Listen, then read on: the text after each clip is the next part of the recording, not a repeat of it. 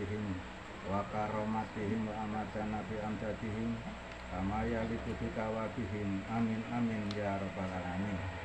Mudah-mudahan pikanten-pikanten agung kang kula sepating kasih Allah, khususnya Rasulullah sallallahu alaihi wasallam, senantiasa betul-betul kita harap memberikan doa jantungan dumateng kula sami, khususnya acara usbu'iyah dalu menika membuahkan manfaat, maslahah, barokah ingkang saageng-agengipun, khususnya bagi kula panjenengan sedaya lan keluarga dan pada umumnya tetangga dan umat masyarakat jami'an amin. Cepat-cepat dibuka kesadarannya, fafiru ilallah wa rasulihi sallallahu alaihi wasallam min yaumin hadza ila yaumil qiyamah amin ya rabbal alamin. Dan sewu para hadirin sekalian yang saya hormati, jamaah usbu'iyah pengamal shalawat wahidiyah, penyiar shalawat wahidiyah Kabupaten Sidoarjo pada umumnya dan penyiar shalawat wahidiyah Kecamatan Sedati yang saya hormati. Perlu kita ketahui bahwasanya kula panjenengan sedaya mencari sesuatu yang mana ditemukan inggih punika amalan shalatul wahidiyah. Secara tidak langsung kula panjenengan sedaya berbagai cara, berbagai penemuannya atau sababiahnya kenal dengan salat wahidiyah. Nah, untuk itu kula panjenengan sedaya sudah berapa tahun kita menjadi pengamal salat wahidiyah, berapa hari, berapa bulan. Mari kita introspeksi kula panjenengan sedaya, sejauh mana rasa cinta senang terhadap beliau Rasulullah sallallahu alaihi wasallam, beliau syuhada zaman radhiyallahu an. Apabila kita sebagai umat Islam otomatis tidak asing lagi, kita pasti senang, kita cinta dumateng beliau Rasulullah sallallahu alaihi wasallam. Otomatis kula juga cinta terhadap amalan salat wahidiyah ingkang ditaklid oleh beliau Romo Kyai Haji Abdul Majid Ma'ruf qaddasallahu sirra wa radhiyallahu an. Dan kita perlu paham para hadirin sekalian, kula panjenengan sedaya sudah meyakini bahwasanya beliau Romo Kyai Haji Abdul Majid Ma'ruf adalah sosok, beliau adalah seorang aulia kekasih Allah, sultan aulia yang membawa bahwasanya ajaran sholawat dan ajarannya serta bimbingannya. Untuk itu yang perlu kita kupas pada malam hari ini adalah bagaimana kita menjadi manusia seutuhnya dan ujungnya adalah mencari kebahagiaan yang hakiki. Untuk itu jangan sampai kula panjenengan sedaya mengarungi bahtera hidup ini atau mengisi bidang-bidang segalanya ini tidak dilandasi atau didasari dengan pengeterapan lillah, lirasul, lilghos, birasul, bilghos, billah. Yang perlu dikupas adalah apa itu lillah, apa itu lirasul, apa itu lilghos. Secara singkat kita jelaskan, lillah menika inggih punika niat sebuah amalan apa aja. Contoh seperti pada malam hari ini, dari rumah ke sini niat saya bergerak, niat usbu'iyah atau pengajian, hanya melaksanakan perintah Allah, bismillahirrahmanirrahim, berangkat. Jadi etikot niat itu dilaksanakan akan berangkat. Di samping niat lillah, kita harus niat lirasul. Lirasul itu apa? Niat ikut tuntunan beliau Rasulullah SAW, dan lilghos ikut bimbingannya. Bimbingannya beliau ghos apa? Bimbingan beliau ghos itu ya lillah, lirasul, birasul, bilghos, billah, ini yang kita terapkan pada makna ini. Ini memang sangat sulit sekali para hadirin hadirat.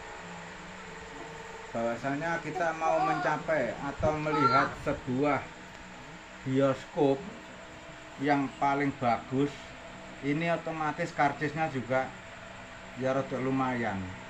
Lah Mbah Yai memberikan metode seperti ini sebagai syarat menjadi pengamal salat wahidiyah inggih punika hanya suruh mujadah membaca ya Sayyidi ya Rasulullah selama 40 hari. Kalau sudah ya Sayyidi ya Rasulullah sudah bisa ditingkatkan kembali menjadi aurat yang lengkap itu.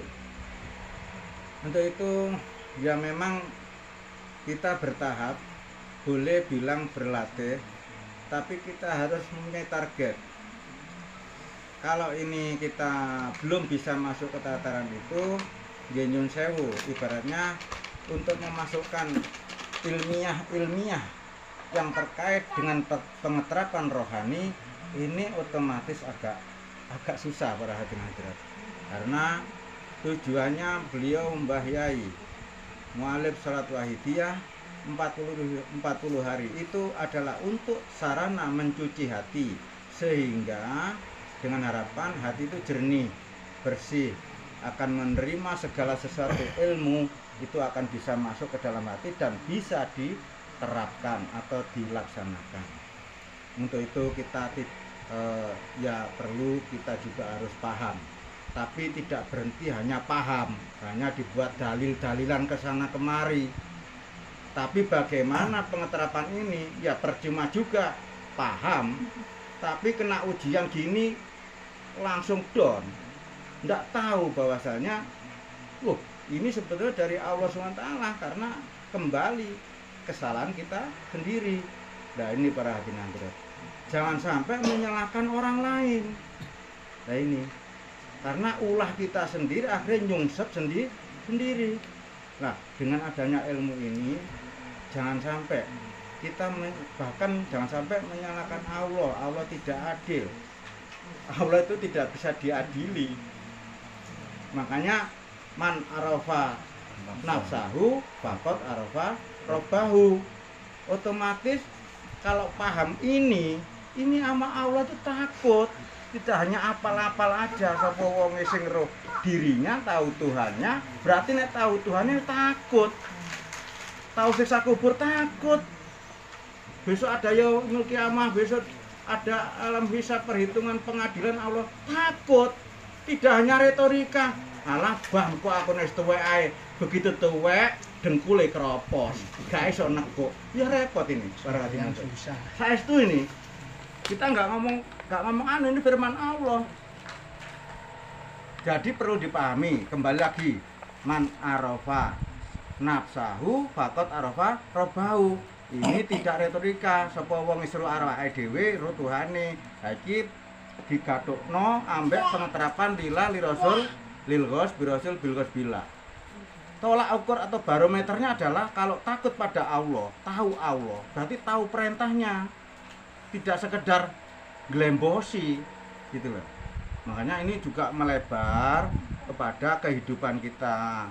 Makanya kalau kehidupan kita itu mau ditata Allah, ini insya Allah enak. Tapi kalau mau menata sendiri, gak ikut tatanan Allah, ya akhirnya sumpek sendiri. Makanya para hadirin hadirat, yang perlu kita ketahui lagi adalah bahasanya sering kita audiensi pada Allah SWT yang dilewatkan oleh beliau Rasulullah SAW dengan cara banyak sholawat, membaca sholawat tadi. Kembali lagi Mbah Yai kasih metode, ayo kita kalau sudah merasa sudah hancur ya, sudah hancur, ini mari kita kembali, kita refresh, kita 40-an lagi. Karena apa? Jangan-jangan 40-an kita tadi ada lowongnya, jangan-jangan niatnya kurang pas, ya kan? Nah, ini diniati lagi. Insya Allah para hadirin hadirat, kalau kita sering berhubungan sama Allah dengan cara metodenya Mbah Yai ini, daunnya bahasa way of life, istilahnya dengan tata cara kehidupan yang dengan metode Mbah Yai ini, insya Allah para hadirin hadirat, jangan mengandalkan akal. Kalau akal ini pasti menipu, akal-akalan. Gue tak gang ini, ben gini, tak gang ini, ben gini. Akhirnya kejebak sendiri karena akalnya sendiri. Makanya Mbah Yai, mari, seringkali kita jarang menggunakan kekuatan batiniah. Seringkali kita meremehkan kekuatan batinnya. Nah, mulai sekarang mari kita kuatkan batinnya kita kasih makan, makannya yaitu dengan ya Sayyidi Allah, dengan sholawat, dengan Asmaul Husna. Ini karena rohani kita gersang, kering, lapar sebetulnya. Ya kalau lapar perut tunai gampang di sini sego ya, tapi kalau ini kan jarang ini digunakan sama sekali, kadang-kadang meremehkan. Kita nggak tahu juga, kadang-kadang nggak tahu makanannya rohani itu apa, kadang-kadang nggak tahu. Makanya dibuat tobat. Mari kita semakin lama semakin hari ya, ini umur berkurang, pasti kita tambah tuwek gitu. Terus dunia juga tambah tuwek. Ini kalau nggak diimbangi kita takarub ilallah, pendekatan diri pada Allah, otomatis nanti dijabut atau jemput malaikat, kita nanti kageragap-geragap pangling para hadirin. Jelas pangling, amal kundi. Makanya tolong kita belajar lewat sholat wahidiyah dan ajarannya ini, betul-betul kita melatih diri dengan kesadaran yang betul-betul minta tuntunan dan bimbingannya. Itu mari para hadirin hadirat, mungkin sehingga yang saya paparkan tadi ini harapan kita endingnya adalah ingin menjadi orang selamat, ingin menjadi orang bahagia, ingin kita bersama-sama sebagai pengamal ini juga qorib wa alib bainana ya Rabbana. Jadi terjalin sesuatu hubungan rohani, hubungan pertemuan rohani yang betul-betul nanti kita akan mencapai kebahagiaan. Jangan sampai kita mengangan-angan, menghalu, punya cita-cita yang cita-cita tidak dilandasi dengan lillah li rasulillah, sudah bisa. Akhirnya angan-angan ini linafsi binafsi. Untuk itu ya, ini sarang-sarang monggo kita belajar berhubungan kepada Rasulullah SAW zaman Rasulullah. Mari malam hari ini sama-sama kita minta pertolongan lewat istighosah, tasawuf dan istighosah kepada Rasulullah SAW. Jangan sampai apa-apa yang ada niat di dalam hati monggo kita curahkan. Saestu Gusti, saestu Kanjeng Nabi, kula mboten mampu urip niki Gusti. Mboten mampu. Kula niku kesasar-sasar Gusti. Saestu. Jangan sampai ada yang merasa benar. Jangan sampai ada yang merasa mampu para hadirin. Mari kita akui betul, sebab kita tidak mencapai sesuatu yang kita harapkan, otomatis banyak kekurangan yang belum kita laksanakan. Ini aja kita akui dosa-dosa kita akui segala kesalahan kita. Al-Fatihah.